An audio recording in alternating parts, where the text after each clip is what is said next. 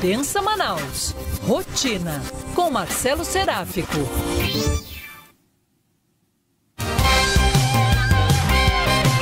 Professor e sociólogo Marcelo Seráfico está conectado conosco aqui para trazer informações. Seja muito bem-vindo, professor. Tudo bem? Bom dia.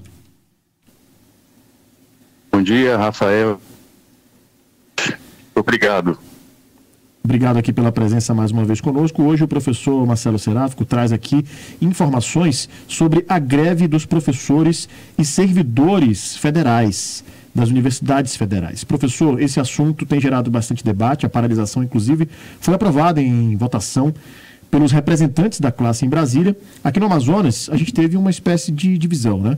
Na UFAM, a categoria não aderiu ao movimento, apesar de reconhecer que há motivos para protestos. Já os servidores do IFAM aprovaram a adesão a esse movimento. O que a gente pode trazer de informação e de reflexão em relação a este momento sobre as universidades federais, professor? Rafael, a primeira coisa para a qual eu gostaria de chamar a atenção. Bom, primeiro eu sou professor, né, da Universidade Federal do Amazonas, sou um membro do sindicato, da nossa associação de docentes, que é vinculada ao Sindicato Nacional, que é o ANDES.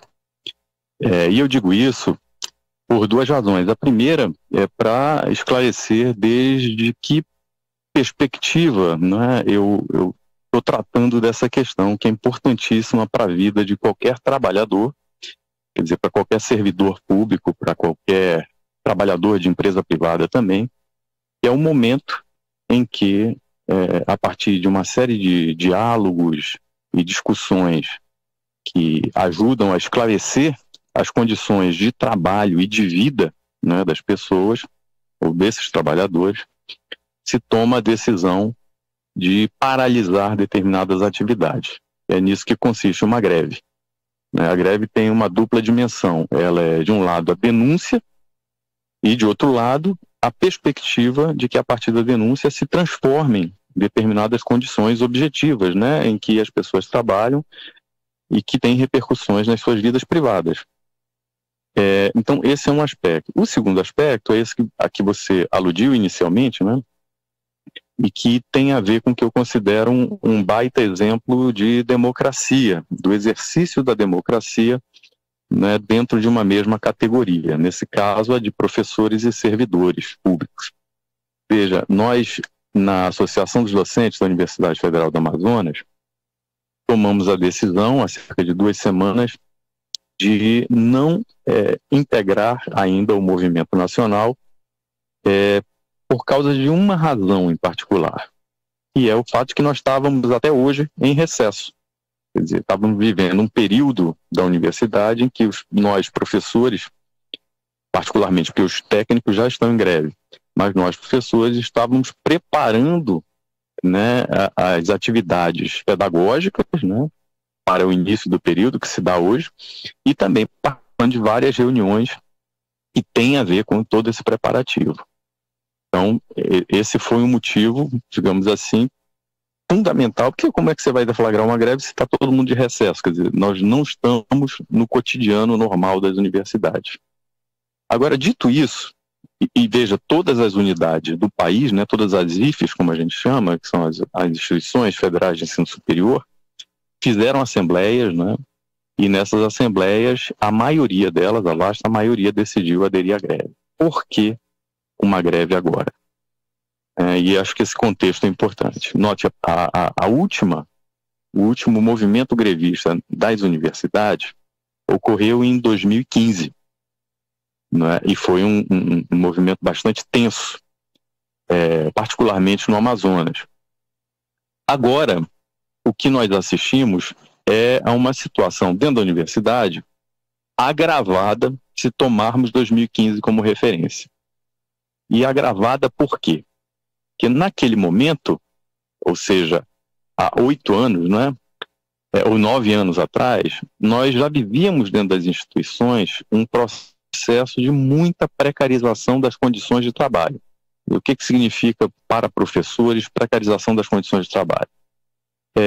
Ar-condicionado quebrado, falta de luz, problemas no funcionamento dos banheiros, problemas nas bibliotecas, quer dizer, as condições mínimas de trabalho, laboratórios precarizados ou sem condições de manutenção, quando se trata da área de biológica, de química, de engenharia, né?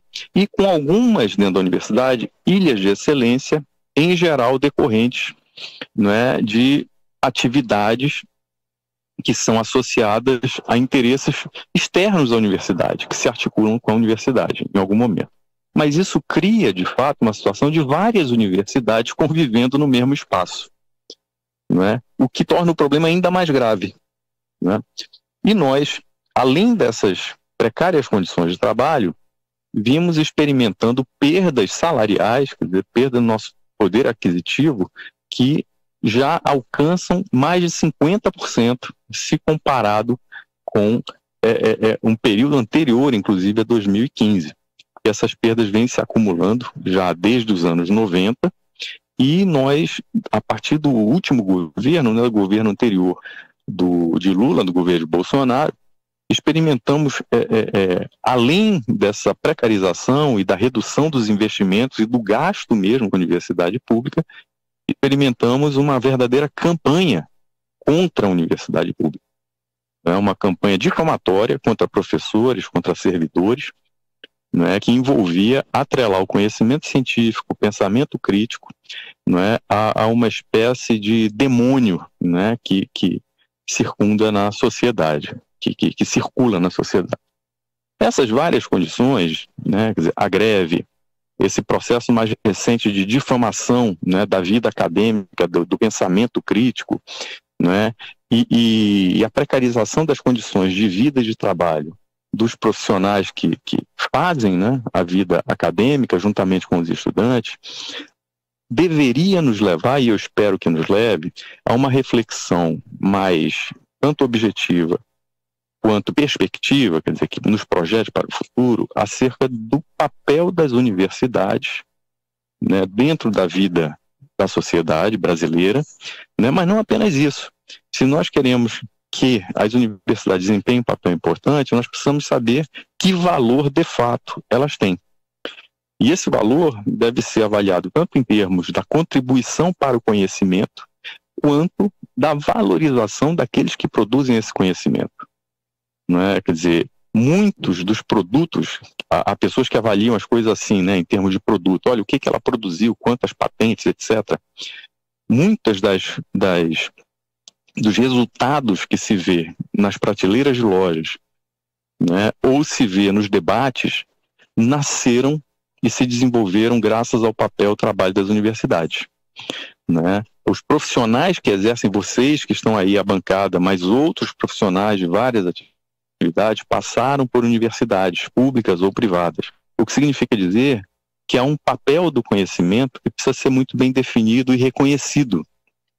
E esse reconhecimento tem dimensões várias, tem dimensões que são políticas macro, de financiar, né, financiar atividades acadêmicas, seja de pesquisa, de extensão, de ensino, mas também de financiar ou de satisfazer aquilo que é o necessário para que os trabalhadores que tornam essas instituições funcionais disponham de condições de uma vida razoavelmente digna.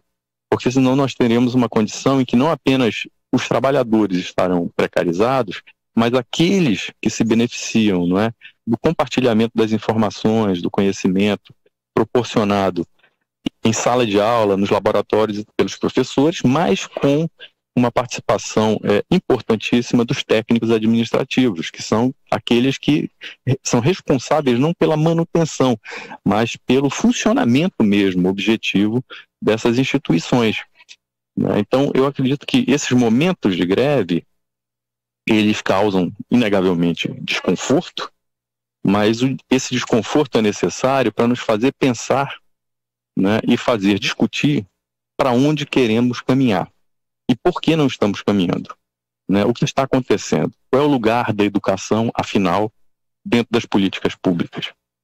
Eu acho que é um momento privilegiado desse ponto de vista e que precisa ser encarado como um momento em que um impasse, um problema, pode ser convertido num desafio, né, para a gente avançar no sentido, aí sim, me parece, de um ensino que não seja apenas de qualidade, no discurso, né, mas que seja qualificado na materialidade, né, na infraestrutura, nos salários, no financiamento de atividades que permitem a geração, a reprodução e a criação de novos conhecimentos.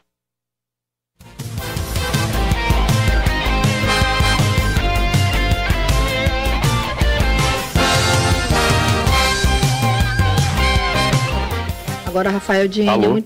Oi, professor Marcelo Seráfico, Paula Litaif. Oi, Paula, desculpa. É muito importante essa reflexão em torno da greve, da paralisação dos professores das universidades federais de todo o Brasil, servidores também. Muito embora a gente saiba que no Amazonas não foi aderido, mas a gente vê a importância de haver essa paralisação, sim. A UNB, ela aderiu, eu estava conversando com pessoas que trabalham lá, e o que se viu na UNB é que pelo menos mais da metade ali aderiu, não por conta da necessidade de fato de melhoria, mas por uma questão ideológica. Não sei se o senhor tem essa informação assim, mas isso pelo menos é o que tem saído de lá, do que está acontecendo, por exemplo, na UNB. E é isso que nos preocupa muito, que esse tipo de paralisação, que é para a melhoria da condição de trabalho do professor e também da qualidade de ensino universitário, vira uma questão ideológica, principalmente. O senhor falou muito bem, principalmente a partir de 2018, houve uma demonização das universidades pela extrema-direita, dos pesquisadores, e assim, foi um absurdo, e é um absurdo tão grande, porque as pessoas falam de pesquisadores que estudaram 30, 40 anos, como se elas tivessem algum conhecimento de caso sobre aquilo, quando a gente vê que o discurso é muito raso, né? E aí de alguma forma desvaloriza, de toda forma desvaloriza e coloca ali os professores, os pesquisadores numa condição que é vergonhosa para a gente, sabe? É vergonhosa para a sociedade, que não necessariamente atua na pesquisa. E eu venho acompanhado o que tem ocorrido na UFAM, e eu vejo professores tirarem dos seus bolsos para atuarem na pesquisa de campo, inclusive para consertar ar-condicionados, para que os alunos não fiquem sem aula. Eu vejo professores pagando passagens aéreas para que seus alunos, em projetos de pesquisa, possam ali ampliar o seu conhecimento fora de Manaus e também no interior do Amazonas, dentro das comunidades indígenas, porque há muitos projetos, acredito que a metade dos projetos que hoje a UFAM tem é principalmente no interior, e aí eu falo de mestrado, doutorado principalmente, e é claro da graduação. Mas o receio hoje, professor Marcelo Seráfico, que isso se torne uma questão ideológica, como pelo menos é o que a gente tem informação que ocorreu na UNB. Aí eu ia lhe perguntar se eu tenho assim, uma noção, uma perspectiva, se quando as pessoas elas vão passar a refletir sobre isso, sobre essa demonização das universidades. E aí isso não tem a ver com direita, esquerda, centro, mas principalmente com a imprensa fazendo seu papel, né? Principalmente nós aqui fazendo o nosso papel de informar, né? E trazer essa reflexão à tona, mas também começa a partir do próprio cidadão. Sim, Paula, eu acho que você chama atenção para várias questões muito importantes, né? A primeira delas tem a ver com com o alcance, né, das atividades da universidade pública, que no caso de estados como o Amazonas, e o Amazonas é muito singular, né, envolvem um tipo de compreensão sobre a realidade muito diferente, né? Quer dizer, as nossas distâncias, as nossas possibilidades de transporte implicam custos maiores, né, implicam inclusive formação muito específica dos professores, né, que deve se reproduzir nos estudantes. Eu acho que esse é um tema importantíssimo e é muito preocupante que para realizar essas atividades com espírito público, os sujeitos tenham que lançar mão de instrumentos privados, né, que são desde o dinheiro, mas até relações com pessoas e não relações institucionais para realizar determinados tipos de atividade. Isso que você falou é um cotidiano de todos nós aqui, né? Quer dizer, eu já tive uma sala em que eu trabalho que ficou 10 anos sem ar-condicionado, e agora tenho ar-condicionado porque eu e outros 2 colegas fizemos uma cota para instalar o ar-condicionado por conta de problemas relativos a licitações, não é? Às vezes o problema não é exatamente da administração da universidade, é da empresa que prestaria serviço. Então há uma série de fatores muito complexos envolvidos na vida de uma universidade.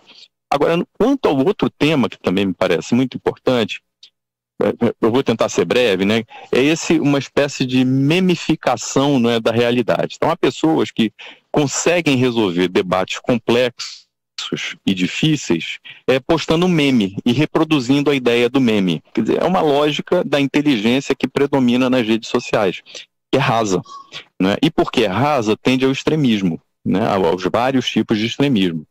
Dentro da universidade, a gente deve fazer o possível primeiro para tratar dessas questões como objeto de estudo, para tentar entender como é possível que pessoas se guiem por ideias tão simples e simplificadas e simplórias, né? E segundo, devemos produzir também, tentar fazer ver que a produção de conhecimento envolve conhecimento sobre conhecimento, ou seja, epistemologia.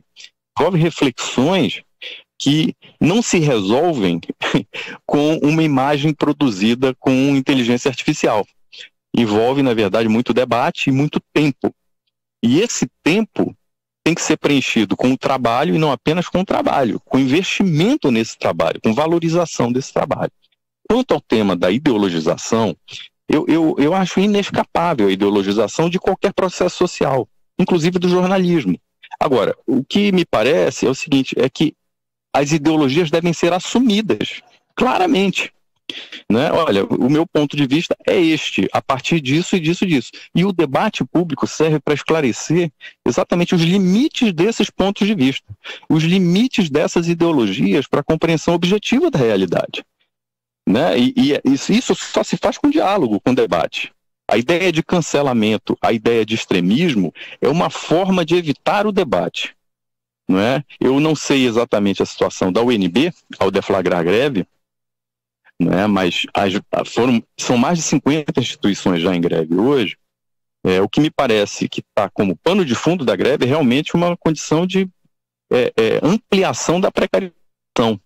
E veja, nós estamos vivendo isso no momento em que há enorme expectativa, não é, de que o governo federal de fato valorize a educação para reverter um processo passado. E quando olhamos para o arcabouço fiscal proposto pelo governo, esse arcabouço privilegia os setores que vêm ao longo de todos os governos, né? Do último também privilegiando os setores financeiro, agronegócio e deixando de lado investimentos o volume de investimentos necessário para fazer com que educação, saúde, saneamento, de fato, possam ser oferecidos com qualidade. Então, veja, é impossível, do meu ponto de vista, fugir de uma posição ideológica. Nesse caso, qual é a posição ideológica? Qual é o lugar da educação, não é, no processo de formação do nosso país. Quer dizer, é preciso fazer uma avaliação disso. Agora, há uma forma de apropriação oportunista de situações como essas, né? E eu diria que oportunista no sentido de que procura usar processos que estão colocando em causa problemas estruturais de forma conjuntural, né? Então, usar de maneira desonesta, em geral, um movimento como esse, né, para desqualificar absolutamente, seja um governo, seja uma pessoa, né, seja o próprio movimento. E aí, nessa prateleira de oportunismo, tem produto para todo gosto. O que é preciso, portanto, é estimular o debate público, ouvir as perspectivas, os vários pontos de vista acerca, não é, do que está em causa, né, para que as pessoas formem sua opinião. Formem opinião no ambiente de debate, e não no ambiente de fechamento em bolha através de memes, né, e de construção de seitas, porque esse é um processo que me parece bastante vazio de sentido do ponto de vista público. Quando eu fazia menção ao processo como dentro das instituições, né, dos sindicatos, as decisões como essas são tomadas de forma democrática, com debate, com assembleias e tal, eu queria sublinhar exatamente isso. Dentro da própria UNB foi realizada uma grande assembleia com um debate ampliado, né? E a maioria lá certamente tomou sua decisão por critérios que envolvem várias ideologias, mas envolve uma realidade objetiva, que é de redução, né, proporcional do gasto público ou do investimento público em educação, né? E eu acho que esse é o grande debate. Muito bem, professor. Obrigado aqui pela coluna de hoje, obrigado pelas informações, pelo esclarecimento e principalmente por essa geração de debate, por esse esclarecimento e essa, obviamente, intenção de promover e gerar o debate entre as pessoas para a gente fugir dessa história de faz arminha ou faz o L, porque enquanto isso, infelizmente, as nossas universidades federais seguem na luta por melhores condições e os nossos professores e servidores por valorização. Muito obrigado, professor Marcelo Seráfico. Um grande abraço para o senhor. Outro, Rafael, Paulo e Jenny. Boa semana aos ouvintes também. A coluna do professor Marcelo Seráfico logo mais estará disponível no nosso site bandnewsdifusora.com.br e também no nosso canal no YouTube para você compartilhar, ouvir novamente e enviar nos grupos aí também. Tá bom? Vamos que vamos agora, 9h45, é hora de mais rodada de manchetes.